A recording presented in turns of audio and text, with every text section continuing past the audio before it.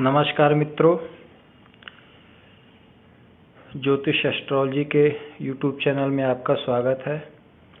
इस वीडियो में हम केंद्रुम योग के बारे में बात करेंगे। यह एक दुर्योग है जिसमें उत्पन्न होने वाला जातक मानसिक रूप से हमेशा परेशान रहता है तथा तरह तरह के मानसिक विकारों से हमेशा नेगेटिव विचार उसके मन में रहते हैं। कभी भी मानसिक रूप से बड़ा कमज़ोर होता है और इसी कमज़ोर मानसिकता की वजह से उसका पूरा जीवन व्यर्थ हो जाता है। हर क्षेत्र में असफल रहता है।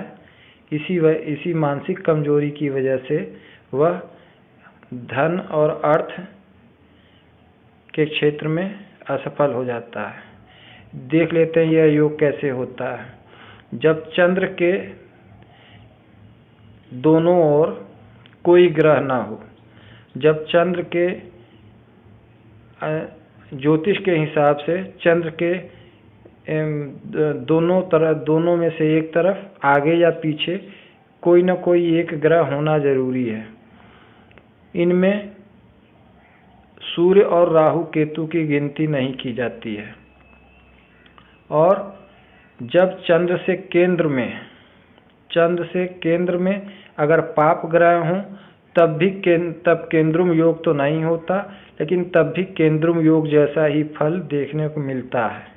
लेकिन अधिकतर देखा गया है कि जब केंद्रुम योग जन्म पत्री में होता है उसका परिहार हो जाता है। तो केंद्रुम योग का परिहार क्या है? देखिए, ये सब इतने सूत्र हैं जिनकी वजह से केंद्रुम योग का परिहार हो जाता है।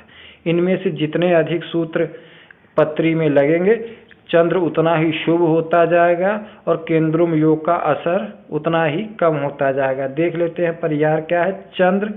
पहला परिहार है, चंद्र अगर केंद्र में हो, अगर चंद्र जन्म पत्री में केंद्र में हो तब केंद्रुम योग का असर कम हो जाएगा। उसके बाद चंद्र अगर शुभ ग्रहों के साथ अर्थात शुक्र, बुध और गुरु के साथ हो तब भी केंद्रुम योग का असर कम हो जाएगा। चंद्र अगर पक्ष बली हो, चंद्र का पक्ष बल अर्थात चंद्र और सूर्य में कम से कम 70 डिग्री का अंतर हो, अर्थात चंद्र और सूर्य में 2 से अधिक राशि का अंतर हो, क्योंकि एक राशि 30 डिग्री की होती है तो 2 राशि 60 डिग्री की हो जाएगी। अगर उससे अधिक अंतर होगा तो चंद्र पक्ष बली हो जाएगा और उसका चंद्र के पक्ष बली होने से उसका केंद्रुम योग का असर बहुत कम हो जाएगा। और चंद्र अगर वृष, कर्क, कन्या, वृश्चिक, मकर, मीन इन सब राशियों में भी होता है तब भी चंद्र का केंद्रुम योग का असर बहुत कम हो जाता है। और चंद्र पर जब गुरु की दृष्टि होती है तब भी केंद्रुम योग का असर बहुत कम हो जाता है। और चंद्र पर जब शुभ ग्रहों की दृष्टि होती है तब भी केंद्रुम योग का असर कम हो जाता है। तो इतने केंद्रुम योग के परिहार है। इनमें से जो भी जो फैक्टर जन्म पत्री में मिलते जाएंगे उतना ही केंद्रुम योग कम होता जाएगा।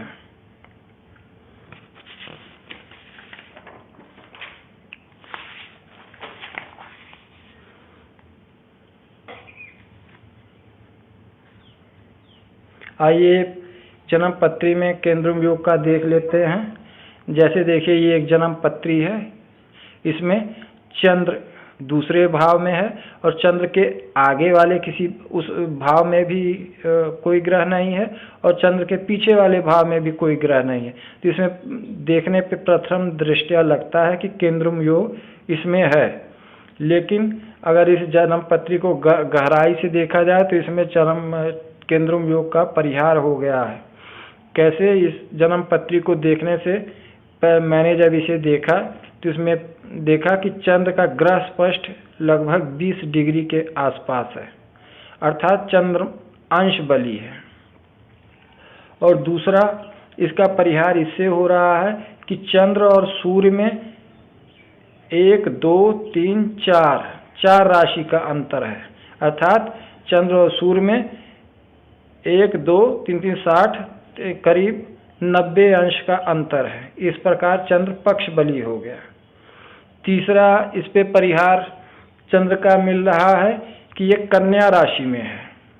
कन्या राशि में होने से भी चंद्र के केंद्रुम योग का परिहार हो जाता है। और अगली जो बात इसमें जन्म पत्री में देखने में आ रही है वो ये कि गुरु की इस चंद्र पर पूर्ण दृष्टि है।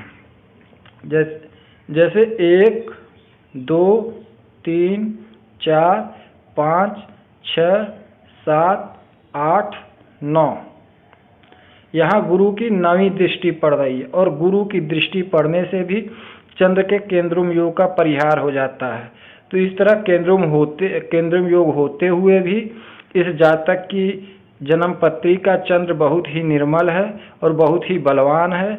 इस वजह से इसमें इस जातक को केंद्रुम योग कोई भी नुकसान नहीं पहुंचा पाया। इस जातक को मैं पर्सनली जानता हूं और इनका सुख सौभाग्य और धन की कोई कमी नहीं है।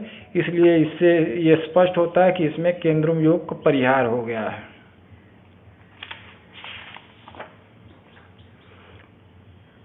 आइए एक जन्म पत्री और देख लेते हैं जिसमें केंद्रुम योग है और उसका परिहार भी हुआ है। देखिए ये एक मीन लग्न की जन्म पत्री है। इसमें मीन लग्न में चंद्र केंद्र में बैठा हुआ है। ठीक, तो इसमें आगे चंद्र के आगे भी कोई ग्रह नहीं है और चंद्र के पीछे भी कोई ग्रह नहीं है। अगर आगे ग्रह होता तब भी केंद्रुम योग खत्म हो जाता, या अगर पीछे कोई ग्रह होता तब भी केंद्रुम योग खत्म हो जाता। तो इसलिए इसमें केंद्रुम योग बना है। इसमें केतु, राहु और सूर्य को नहीं लिया जाता है। इसमें केंद्रुम योग बना हुआ है, लेकिन इसका परिहार हो गया है। परिहार कैसे हुआ हम बता रहे हैं। इस जन्म पत्री को देखने पता चला मुझे कि चंद्र इसका अंश बली है। चंद्र करीब 22 डिग्री के आसपास है इनका। तो एक तो चंद्र में अंश बल हो गया। दूसरा चंद्र और सूर्य इनका यह तुला राशि में है, तो चंद्र और सूर्य में बहुत दूरी है, जिससे चंद्र पक्ष बली भी हो, चंद्र में और बल बढ़ गया। और तीसरी बात ये देखने में आ रही है कि ये मीन राशि में है। चंद्र अगर मीन राशि में रहता है तो उसका केंद्रुम योग का परिहार हो जाता है। चौथी बात ये इसमें देखे मैंने आ रहा है चंद्र केंद्र में है। केंद्र में भी रहने पे चंद्र का केंद्रुम योग का परिहार हो जाता है। और सबसे बड़ी बात ये देखने लायक है कि इस पे किसी भी पाप ग्रह की दृष्टि नहीं है। अर्थात चंद्र एकदम पाप प्रभाव मुक्त है। अर्थात चंद्र पूर्ण निर्बल और बलवान है। इसलिए केंद्रुम योग इस पत्री में कुछ नहीं कर पाए। इस जातक को मैं पर्सनली जानता हूँ। ये बहुत ही सुख समृद्धिशाली और वैभवशाली भाग्य वाला जीवन जीते हैं। इसलिए इसे स्पष्ट होता है कि इसमें केंद्रुम योग का परिहार हो गया है और इनको केंद्रुम योग कोई नुकसान नहीं पहुंचा पाया।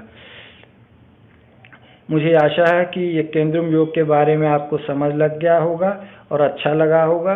और अगर आपको अच्छा लगा है तो प्लीज़ हमारे वीडियो को लाइक कीजिए और हमारे चैनल को सब्सक्राइब कीजिए। अगर आप हमसे पर्सनली संपर्क करना के किसी समस्या का समाधान चाहते हैं तो हमसे कृपया इस नंबर पे कांटेक्ट करें। धन्यवाद।